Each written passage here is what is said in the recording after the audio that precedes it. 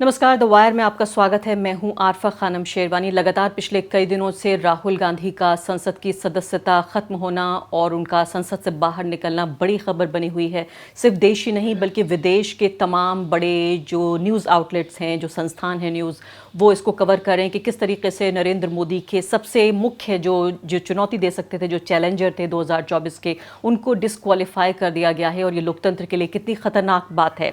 लेकिन ऐसे ही वक्त में एक बहुत अहम फैसला आया है, वो भी लोकसभा सेक्रेटरीट से आया है। ये फैसला है लक्षद्वीप के अकेले इकलौते member of parliament Mohammad Faizal को लेके, मोहम्मद फैजल पीपी, जिनको डिस्क्वालीफाई कर दिया गया था जनवरी के महीने में। ये पूरी मैं आपको सिलसिलेवार तरीके से बताऊंगी घटनाक्रम किस तरीके से हुआ, और उसके बाद अचानक उनके पास लोकसभा से ये इंटीमेशन आया, बाकायदा ख़त आया लिख कर कि आपका ये जो सस्पेंशन था इसको बहाल कर दिया गया है वापस, यानी अब जो है वो संसद में जा सकते हैं। मोहम्मद फैजल हमारे साथ मौजूद हैं, जाना माना चेहरा हैं वो लक्षद्वीप का, और एनसीपी के सांसद हैं। हम उनसे ये जानने की कोशिश करेंगे कि उनका जो मामला है अचानक प्रकाश में आया। इससे पहले मुझे याद है कि जब उनकी सदस्यता रद्द की गई थी, काफ़ी शोर उन्होंने करने की कोशिश की, काफ़ी लोगों से बातचीत करने की उन्होंने कोशिश की, लेकिन कोई मुख्य धारा की मीडिया में उनकी कोई खास सुनवाई नहीं हुई। लेकिन अचानक आप देखिए कि राहुल गांधी का मामला आते ही मोहम्मद फैजल, और खासकर फैजल साहब, पहली बात तो आपको मुबारकबाद कि जनता ने आपको चुन के भेजा था।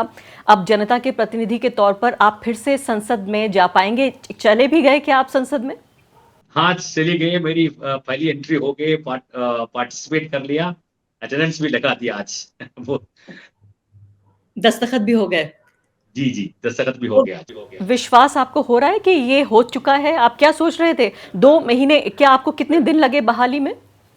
सच्ची में मैं सुप्रीम कोर्ट जाने के बाद मैं सोच रहा था कि सुप्रीम कोर्ट की कार्यवाही खत्म होने तक ही मेरी ये जो रिवोकेशन यानी कि रीइंस्टेशन लेटर मुझे वापस मिलेगी।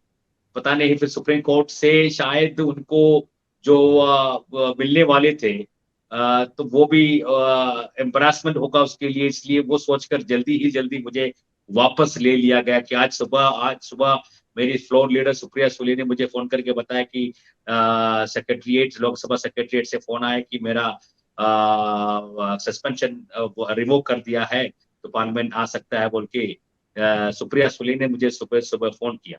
तो इसमें से एक बात जाहिर है कि एस्टैब्लिश्ड लॉ था कि एक बार मेरी कन्विक्शन सस्पेंड होने के बाद ये उसी दिन होना चाहिए था। ये हुआ नहीं, इन्होंने डिले करते चला गया। आखिर में जाके मुझे सुप्रीम कोर्ट की दरवाजा खटखटाने पड़ा। जब मेरी रिट वहां पहुंची तब जाके उनको मालूम पड़ा कि अगर सुप्रीम कोर्ट में जाएगा तो एस्टैब्लिश्ड लॉ यही है कि वापस लेना ही होगा।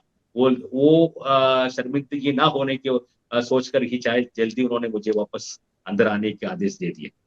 चलिए, बड़ी खुशी की बात है, आपके लबों की जो मुस्कुराहट है सब कुछ बयान कर रही है। दर्शकों को ये बताना ज़रूरी है कि जो सुप्रीम कोर्ट है वो उसको सुनवाई करनी थी जिस दिन, आज के दिन खासकर इस मामले की सुनवाई करनी थी। मोहम्मद फैजल की जो याचिका गई थी, और उसी दिन, ये महज इत्तेफाक है, ये कुदरत का कोई करिश्मा है कि देखिए जिस दिन सुप्रीम कोर्ट में सुनवाई होनी थी उसी दिन लोकसभा सेक्रेटरीट को ये होश आया कि चलिए इनको जो है वो बहाल कर देते हैं। और आप बता रहे हैं कि 60 दिन लगे, यानी कि ऐसा नहीं था कि कल भी हो सकता था या उससे पहले भी हो सकता था। और बहुत ही मिलता जुलता मामला है जो राहुल गांधी का मामला था, कि इनका भी जो ये कलावती जो अदालत थी, सेशंस कोर्ट थी, उस सेशंस तवरत्ती जो सेशंस कोर्ट थी उसने उनको कन्विक्ट किया था।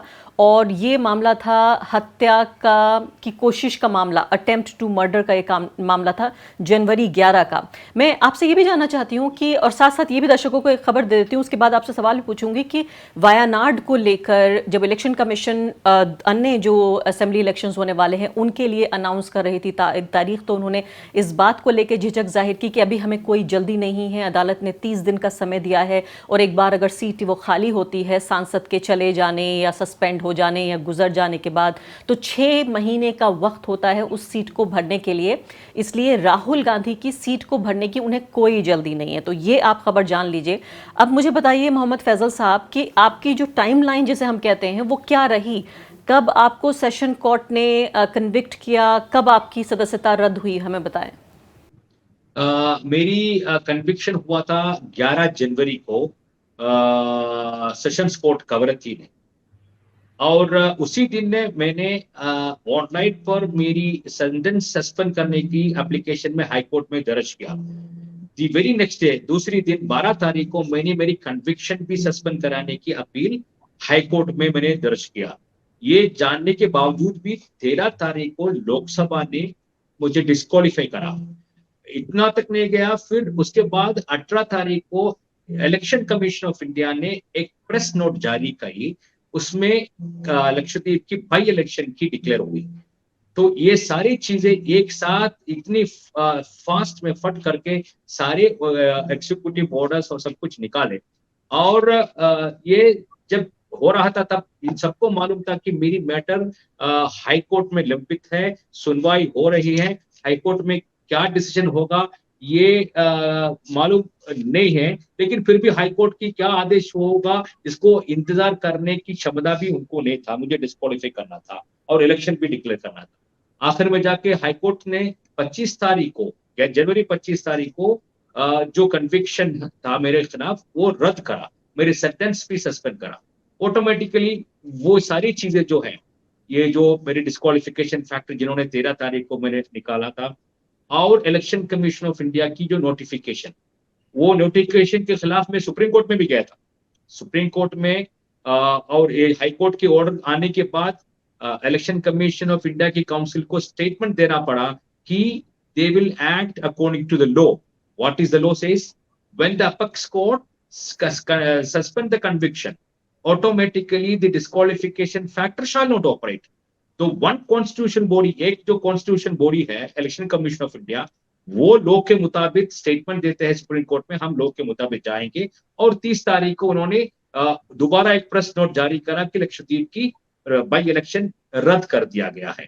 और दूसरी एक कॉन्स्टिट्यूशन बॉडी है अपना पार्लियामेंट सेक्रेटरीट, तो उनको कौन रोक रहा था इतने दिन कि मेरी मेंबरशिप री इंस्टेट होने के लिए जो सेटल्ड लॉ है, लॉ ऑफ लैंड की ऑटोमेटिकली डिस्क्वालिफिकेशन के बाद में क्वालिफाई चुके थे, फिर 60 डेज लगा दिया मुझे वापस अंदर लाने का, वो भी सुप्रीम कोर्ट जाने के बाद। दो सुप्रीम कोर्ट ने उसकी सुनवाई आज करने वाले थे, वो नहीं हुआ, फिर भी उसके बाद ये ऑर्डर देना पड़ा। तो ये सारी चीजें मेरी सीक्वेंस में आप देखते हैं, ये सारी सीक्वेंस राहुल गांधी की तरफ से भी यही चल रहा है। तो फर्ज कीजिए मोहम्मद फैजल साहब कि अगर आप एनसीपी के नेता नहीं होते, उनके सांसद नहीं होते, बीजेपी के सांसद होते, तो क्या होती ये तस्वीर, जो इतिहास आप बता रहे हैं पिछले 60 दिनों का, ये कैसा होता? सर ये अरफा मैम, ये सब चीजें आपको गवर्नमेंट की एक्शन से सारी चीज, action speaks louder than voice बोलते हैं, सारी हरकत से मालूम पड़ते हैं उनकी नीयत क्या है। जब डिस्क्वालीफाई करने के लिए एक झटके में सारी चीज कर लिया, तो फिर वापस अंदर लेने में इतना टाइम लगाता है, तो इनकी एक्शन से ही मालूम पड़ता है कि उनकी उम्मीद नीयत क्या है। तो ये सारी चीजें हमें विदाउट कोई बताने की जरूरत नहीं उसके अंदर क्या है, उसके अंदर क्या है। और ये मान लेते हैं कि अगर जैसे माना कि ये जो ऑर्डर हो गया था आपका जो री इलेक्शन का, तो री इलेक्शन हो गया होता और आपका सस्पेंशन बहाल नहीं होता, आपकी मेंबरशिप बहाल नहीं होती, ये भी तो एक सिनेरियो हो सकता था, और फिर आपका फ्रीज में पड़ चुका होता मामला। एक राहुल गांधी से जुड़ा सवाल आपसे ये पूछना चाहती हूँ कि आपको क्या लगता है, अब राहुल गांधी की तकदीर का फैसला काफ़ी हद तक ये माना जा रहा है कि मोहम्मद फैजल के साथ ऐसा हुआ है, तो राहुल गांधी के साथ भी हो सकता है। आपकी रीडिंग क्या है, हुआ क्या है राहुल गांधी के साथ? राहुल गांधी को मेरी तरफ से यही मतलब सलाह होगी, यानी कि मैं सलाह देने की नहीं, लेकिन जो लॉ बता रहा है उनको जितने जल्दी जाके कोर्ट में जाके उनकी कन्विक्शन सस्पेंड कराना है। एक बार उसकी कन्विक्शन सस्पेंड हो जाएगा, ऑटोमेटिकली उसकी मेंबरशिप आ जाएगी, वो बाइज्जत वो अपना मेंबरशिप वापस ले सकता है और एमपी बन के रह भी सकता है। ये जो सारी चीजें जो है, वो जो नोटिफिकेशन वगैरह सब कुछ जो निकाला, वो सब वेस्टेज में जाएंगे। लेकिन मैं आखिर सवाल ये पूछना चाहती हूँ कि आपको ये सब इसलिए सहना पड़ा, आपको लग रहा है कि आप विपक्ष में बैठे हुए हैं, बीजेपी के लोग अगर होते, आप सांसद होते, तो ये सब आपके साथ नहीं होता?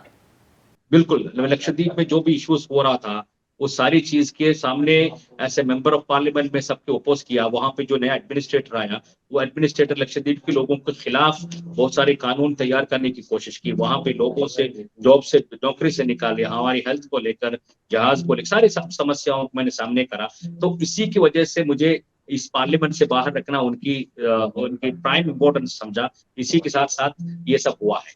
बहुत बहुत शुक्रिया आपका समय देने के लिए। तो मोहम्मद फैजल का मामला जो है वो पूरे तरीके से एक नज़ीर के तौर पर देखा जा रहा है कि जिस तरीके से 60 दिनों तक उस पर बैठने के बाद जो पूरा ऑर्डर था हाई कोर्ट का, उसके बावजूद जब सुप्रीम कोर्ट में जिस दिन सुनवाई होनी थी उस दिन ये नोटिस इनके पास पहुंचा। और लोकसभा सेक्रेटरीट का ये नोटिस, ये भी आपके लिए जानना ज़रूरी है, तकनीकी ज़बान है लेकिन ये समझ लीजिए कि लिखा है कि इन view of order dated 25/1/2023 25 January 2023 of the High Court of Kerala, the disqualification of Shri Mohammad Faisal PP notified gadget notification number उसका लिखा है, उसके बाद लिखा है किस तरह से 13 जनवरी 2023 के टर्म्स के हिसाब से जो प्रोविजंस हैं आर्टिकल 102 के कॉन्स्टिट्यूशन ऑफ इंडिया के सेक्शन 9 का जिक्र हुआ है, section 9 of representation of the peoples act 1951, वो has ceased to operate subject to further judicial pronouncements.